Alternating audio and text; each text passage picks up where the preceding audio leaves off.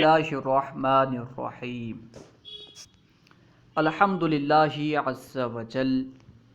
ہم تسہیل الانشاء پڑھ رہے ہیں۔ آج ہم انشاءاللہ عز وجل تسہیل الانشاء کا تیسرا سبق پڑھیں گے۔ آئیے شروع کرتے ہیں۔ الدرس الثالث، تیسرا سبق، مرکب اضافی۔ مرکب اضافی کسے کہتے ہیں، اس کے تعلق سے زیادہ معلومات انشاءاللہ عز وجل ہم نحو کی کتابوں میں پڑھیں گے، لیکن اتنا سمجھ لیں کہ جس مرکب ناقص میں ایک اسم کی نسبت دوسرے اسم کی طرف کی گئی ہو اسے مرکب اضافی کہتے ہیں۔ جیسے ایک اسم ہے قلم، ایک اسم ہے زید۔ قلم کا معنی قلم، زید ایک بندے کا نام ہے۔ جب ہم ایک اسم کی نسبت دوسرے اسم کی طرف کر دیں اور یوں کہیں قلم زید، یعنی زید کا قلم، تو یہ مرکب اضافی ہو گیا۔ ہم نے قلم کی نسبت، قلم کی اضافت زید کی طرف کر دی تو یہ دونوں مل کے مرکب اضافی ہو گئے۔ تو جس کی اضافت کی جائے، جس کو مضاف کیا جائے اسے کہیں گے مضاف، ٹھیک ہے۔ جس اسم کی نسبت کی جائے دوسرے اسم کی طرف، جس اسم کی اضافت کی جائے اسے کہیں گے مضاف، اور جس اسم کی طرف نسبت کی جائے، جس اسم کی طرف اضافت کی جائے اسے کہیں گے مضاف الیہ۔ یہ جو مثال ہے قلم زیدن، اس مثال میں ہم نے قلم کی اضافت کی، قلم کی نسبت کی تو قلم مضاف، اور زید کی طرف ہم نے اضافت کی تو زید ہوا مضاف الیہ۔ مضاف پر تینوں حرکات آ سکتی ہیں، تینوں اعراب آ سکتے ہیں، لیکن مضاف الیہ جو ہے یہ ہمیشہ مجرور ہوتا ہے۔ جس کی طرف ہم نسبت کر رہے ہیں وہ ہمیشہ مجرور ہوتا ہے۔ انشاءاللہ مزید باتیں ہم نحو کی کتابوں میں پڑھیں گے، ٹھیک ہے۔ اب دیکھیے، داہنے جانب مرکب اضافی ہے، پھر مرکب اضافی میں کون مضاف ہے اسے ذکر کیا گیا ہے اور کون مضاف الیہ ہے اسے ذکر کیا گیا ہے۔ مرکب اضافی، مضاف، مضاف الیہ۔ قلم خالدن، قلم خالدن میں قلم کی نسبت کی گئی ہے خالد کی طرف تو قلم ہوا مضاف، اس لیے دیکھیے مضاف کے نیچے قلم لکھا ہے، کیونکہ خالد کی طرف نسبت کی گئی ہے تو خالد ہوا مضاف الیہ، اس لیے مضاف الیہ کے نیچے خالد لکھا ہے۔ قلم خالدن اس کا معنی ہے خالد کا قلم، اس میں قلم مضاف ہے، خالدن مضاف الیہ۔ مفتاح البابی، مفتاح کا معنی ہے چابی، باب یعنی دروازہ۔ مفتاح البابی دروازے کی چابی، اس مثال میں چابی کی نسبت کی گئی ہے دروازے کی طرف، مفتاح کی نسبت کی گئی ہے باب کی طرف، تو مفتاح ہے مضاف اور الباب ہے مضاف الیہ، اس لیے دیکھیے مضاف کے نیچے لکھا ہے مفتاح اور مضاف الیہ کے نیچے لکھا ہے الباب۔ غصن الشجرتی، غصن کہتے ہیں ٹہنی کو، شجرتی یعنی درخت، غصن الشجرتی درخت کی ٹہنی، اس مثال میں ٹہنی کی نسبت کی گئی ہے درخت کی طرف، غصن کی نسبت کی گئی ہے شجرہ کی طرف، تو غصن مضاف، الشجرتی مضاف الیہ، اس لیے مضاف کے کھانے میں لکھا ہے غصن اور مضاف الیہ کے کھانے میں لکھا ہے الشجرتی۔ غصن الشجرتی درخت کی ٹہنی، اس مثال میں غصن ہے مضاف، ٹہنی ہے مضاف الیہ۔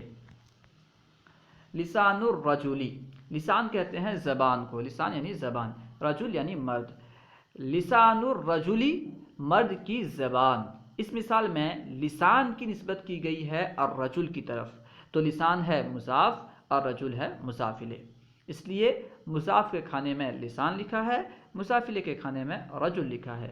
لسان الرجلی مرد کی زبان۔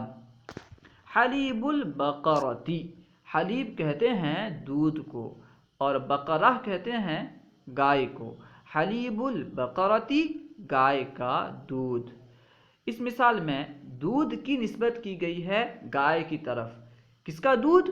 گائے کا دودھ، تو دودھ ہے مضاف، گائے ہے مضاف الیہ، اسی وجہ سے مضاف کے کھانے میں حلیب لکھا ہے اور مضاف الیہ کے کھانے میں البقرتی لکھا ہے۔ آیت القرآنی، قرآن کی آیت، اس مثال میں آیت مضاف ہے، قرآن مضاف الیہ، آیت کی نسبت کی گئی قرآن کی طرف تو آیت ہوا مضاف اور قرآن مضاف الیہ۔ سورۃ الطالبی، سورت کہتے ہیں تصویر کو، طالب یعنی طالب علم، سورۃ الطالبی طالب علم کی تصویر، اس مثال میں سورت مضاف، الطالبی مضاف الیہ۔ حدیقۃ ناصر، ناصر کا باغیچہ، اس مثال میں حدیقۃ مضاف، ناصر مضاف الیہ۔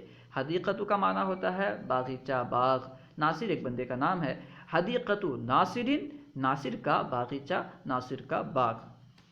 تو اس مثال میں کیونکہ باغ کی نسبت کی گئی ہے ناصر کی طرف، باغیچے کی نسبت کی گئی ہے ناصر کی طرف، تو باغیچہ مضاف، ناصر مضاف الیہ، اس لیے مضاف کے کھانے میں لکھا ہے حدیقۃ اور مضاف الیہ کے کھانے میں لکھا ہے ناصر۔ شجرۃ التفاح، شجرۃ یعنی درخت، تفاح یعنی سیب، شجرۃ التفاح سیب کا درخت، کیونکہ شجرۃ کی نسبت کی گئی ہے تفاح کی طرف تو شجرۃ مضاف، التفاح مضاف الیہ، اس لیے مضاف کے کھانے میں شجرۃ اور مضاف الیہ کے کھانے میں التفاح لکھا گیا ہے۔ صحت الانسانی، انسان کی صحت، اس مثال میں صحت مضاف ہے، الانسان مضاف الیہ۔ اب آئیے تمرین حل کرتے ہیں، تمرین یعنی مشق۔ نمبر 1، مناسب مضاف لگا کر خالی جگہ پر کریں۔ دیکھیے مضاف الیہ سب مذکور ہیں، مضاف نہیں ہے، ہمیں مضاف لگانا ہے اور مرکب اضافی بنانا ہے۔ سب سے پہلے ہے البقرتی، بقرتی کا معنی ہے گائے، اس سے پہلے مناسب مضاف لگانا ہے، تو سبق کے مطابق سبق میں تھا حلیب البقرتی، تو اس کے مطابق ہم بقرتی سے پہلے حلیب لگا سکتے ہیں، حلیب البقرتی گائے کا دودھ، حلیب البقرتی گائے کا دودھ۔ اس کے بعد ہے طالب، طالب کا معنی طالب علم، اس سے پہلے ہم سبق کے مطابق سورت لگا سکتے ہیں، سورت الطالبی طالب علم کی تصویر، یہاں پہ دوسرا لفظ بھی لا سکتے ہیں، یوں بھی کہہ سکتے ہیں قلم الطالبی طالب علم کا قلم، ٹھیک ہے، تو سورت لگا لیں کیونکہ سبق میں سورت استعمال ہوا ہے، اس لیے سورت لگا لیں، سورت الطالبی طالب علم کی تصویر۔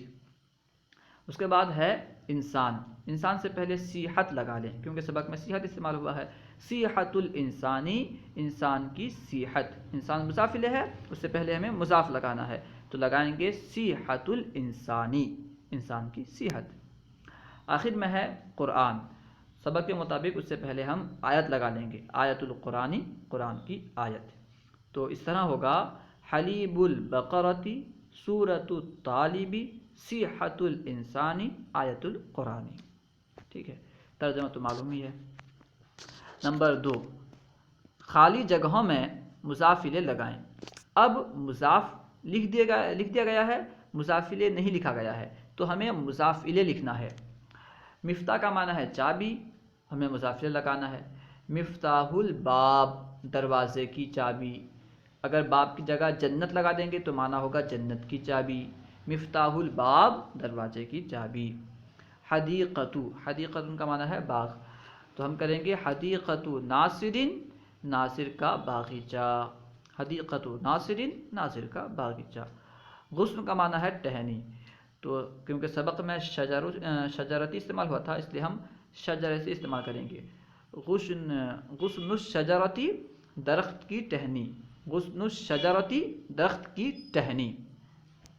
صحت، اس کے آگے ہم انسان لگا لیں گے تو اس طرح ہوگا صحت الانسانی، تو سب اس طرح ہوں گے مفتاح البابی حدیقۃ ناصر غصن الشجرتی صحت الانسانی۔ نمبر 3، عربی میں ترجمہ کریں۔ اردو میں جو جملے دیے گئے ہیں، مرکب اضافی دیے گئے ہیں، ان کا عربی میں ترجمہ کرنا ہے۔ ناصر کا باغیچہ، اس کی عربی ہوگی حدیقۃ ناصر، ٹھیک ہے، حدیقۃ ناصر۔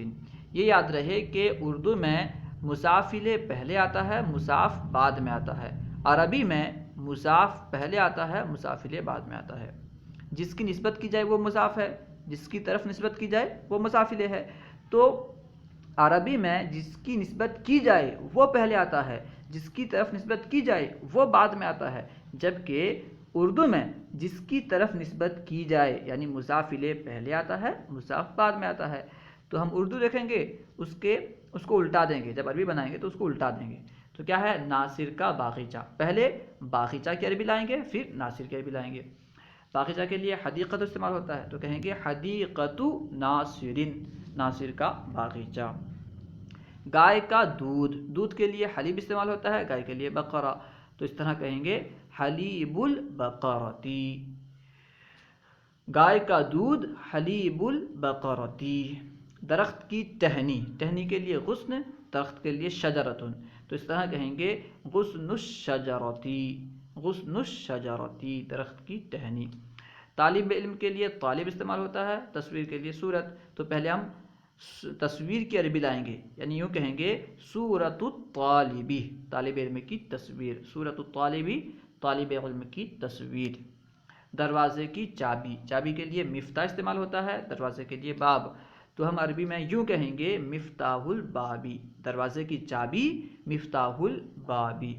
انسان کی زبان، زبان کے لیے لسان استعمال ہوتا ہے اور انسان کے لیے انسان، تو ہم اس کی عربی یوں بنائیں گے لسان الانسان، انسان کی زبان.